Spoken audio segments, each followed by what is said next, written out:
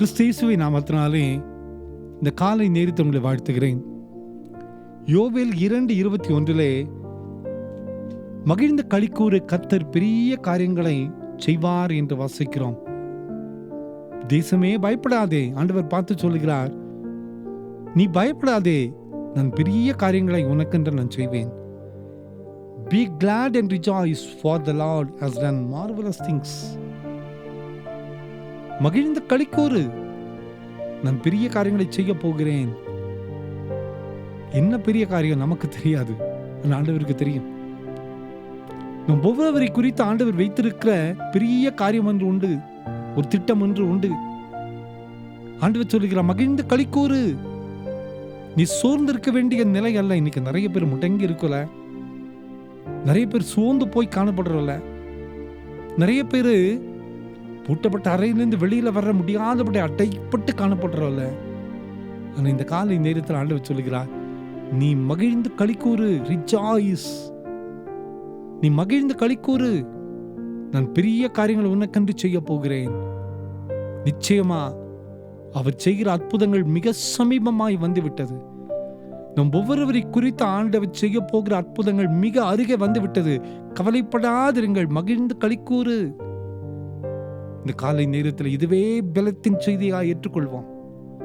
களிக்கூர்ந்து ஆண்டவருக்காய் காத்திருப்போம்.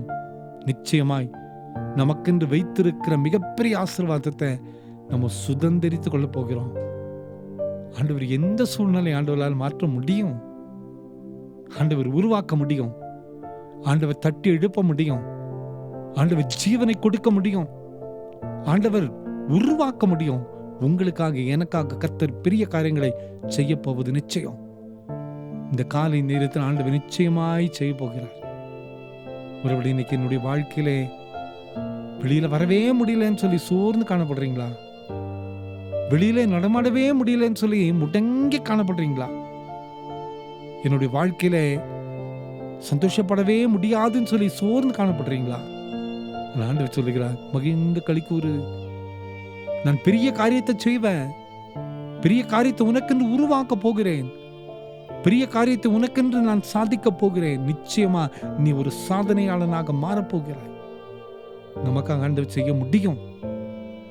ஜெபிப்போம், நம்மை அர்ப்பணிப்போம்.